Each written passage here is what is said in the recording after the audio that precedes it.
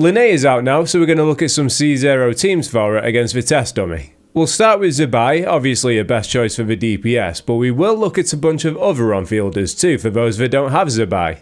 Disclaimer, if you don't have Columbina or you're using her in a different team, you can use Ino as a replacement. Obviously she won't be as good though, so I'll be showcasing Columbina instead.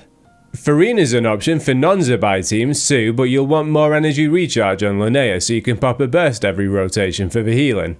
With this first team being a full Nodcry team, you don't get the Luna damage bonus you would if you had a non-Nodcry character in there, but it's better than the alternatives anyway.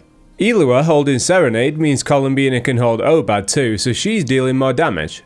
Now there are two ways you can play Linnea here. You got the first way where you tap a skill once and swap her off. The second way you spam a skill until it pops, dealing big damage. The pop playstyle doesn't work for every team, so it's fun to use it where we can, and fortunately for us, it deals a little extra damage with this team over the regular playstyle where you only press it once. When I pressed it once, I did around 165k DPS, and when I pressed it till it popped, I was dealing 168k DPS.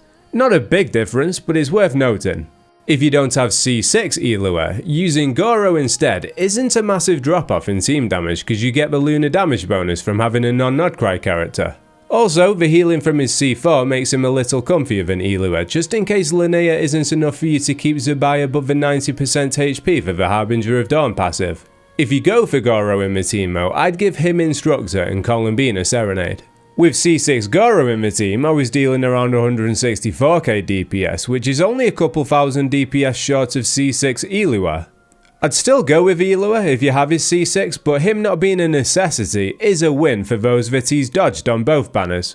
While we're on the subject of 2.3 units, Ito's getting a buff with Linnea. He's not as good as Zabai obviously, but if you need someone to use the free constellation on from the event, Linnea makes him a good option. You'd run him in the exact same team, holding 4P's Night of the Skies Unveiling to give himself 30% crit rate and the team some extra Lunar Crystallized damage. I'd keep an eye on his crit rate though, because it might overcap. If you are overcapping, White Blind is a good alternative to Serpent Spine for a bunch of extra defense. This team with my Ito is dealing around 106k DPS, but it's a C2 Ito. You can choose his C1 from the Constellation event, but the C2 is nice for shortening his burst cooldown and giving him energy so you can build more crit. With White Blind only being a free to play option, you'll see a jump in damage with his signature if you have it too. Noelle mains can rejoice because even though she's not got a Hexeride buff, she has got an indirect one with Linnea. Different combos for Noelle can give different results, but with 4P's Night of the Skies Unveiling and Favonia's Greatsword, you'll get 100k DPS just repeating 3 normal attacks and a dash. If you're not overcapping on crit rates, you can give Columbina Sacrificial Jade from the Battle Pass. That's going to give her crit rate, HP and Elemental Mastery, all of which she wants. Failing that though, you can just use Fav or Prototype Amber.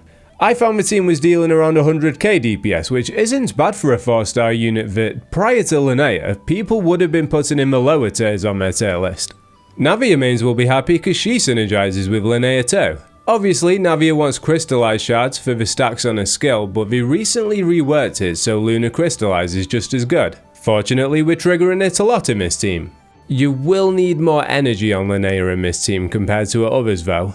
You don't usually need to pop a burst every rotation, but with Farina applying bleed, you'll want it every rotation here. 140 energy recharge might be okay, but I'd try and aim for around 150, even if you have to sacrifice a few crit rolls. That might even suit you better depending on your artifact luck. I'd run Navia on 4P's Night of the Skies Unveiling too. Farina will hold Serenade here so Columbina can hold Obad. For Columbina's weapon, I found the team dealing 116k DPS with Sacrificial Jade and 112k DPS with Prototype Amber. With the drop in damage not being that big, you could even give Columbina Fav if you're struggling for Linnea's burst like I was at times, and the damage will be similar. I've not seen many people talking about Ningguang, which is a shame because she was in the Travail trailer and a lot of players do like her, especially because of her relationship with Beidou. To be honest, she is one of the worst on-field DPSs in the game, not just for the low damage, but for how clunky it is to play her. She won't contribute much to Linnea teams, but Linnea will be in her best team now, which is a win if you're a Ningguang main, because outside of Beidou, she's not getting much love. Apparently there's a combo with a walk cancel if you choose to live your life that way. I recommend random bullshit go though, most of the damage is carried by the other three anyway. If you're lacking 5-star catalysts, Solar Pearl is a good 4-star option, but you could even give Ningguang Fav so the others can build less energy. Linnea will actually appreciate that, because as I mentioned earlier, you want to burst every rotation to counter Furina's bleed. With Ningguang not dealing much damage, there's no harm funneling her skill particles into Linnea. If you can't be bothered with the awkwardness of Furina's bleed, you can just use Elua, who isn't going to be a massive downgrade if you have his C6. With Furina, the team was dealing around 86k DPS, and with Elua, it was dealing around 82k. Putting Geo on-fielders aside, we have some Hydro on-fielders that work too, but there are caveats we'll talk about. Nuvalet's been a beneficiary of all 5-star supports released throughout Nodcry, and Linnea is another for the list. Columbina gives us the Hydro resonance he usually gets from Furina. You'd think the last slot would be a Geo character like Shalonen for a Shred and Hydro buff. It won't be bad, but a Nefer is going to be stronger. At that point though, Linnea isn't contributing as much as she normally does, because her passive Shred and Geo resistance is a big part of her value. Swapping her out for Lauma or an Anemo option might be better. With a Nefer, the team's dealing 101k DPS, with Shalonen instead it's dealing 83k DPS, so it's worth using a Nefer. I know Nalu as a DPS isn't meta, but I like her, so I'm always looking for new characters to play her on field with. Given the fact we can choose a C1 from the Constellation event, it increases the damage of the last attack of her attack string, she is slightly stronger than its C0 and it's obtainable for free. Honestly, it won't be that far off the Nuvalet variant because they're not the main damage contributors to the team. What I like about Nalu over Nuvalet is that she has resistance to interruption in her infused state, and with a scaling off HP, she's a good holder of Harbinger of Dawn. Linnea is good for the sustain, and you don't have the usual issue that you have when you run her with Furina. Obviously Furina's not here applying bleed, so staying above the 90% HP threshold for the Harbinger of Dawn passive is quite easy. The team is dealing around 100k DPS, which is only 1k DPS less than Nuvalet, not bad for a Bloom support. When Mona and Albedo got buffs, a lot of us started speculating about how they'd perform in a Lunar Crystallized team. Columbina enabled it, but Linnea is going to help it to really excel. Mona's C1 increases the team's Lunar Crystallized damage by 15%, but she can also hold Serenade so Columbina can hold Obad. Popping Albedo's burst isn't a waste anymore either because the team can use the Elemental Mastery. I was dealing around 98k DPS with the C4 Mona. Not the strongest team in the world, but it's nice to get a bit of play out of the Hexarai units here. For a score out of 10, I'd give Linnea an 8.5.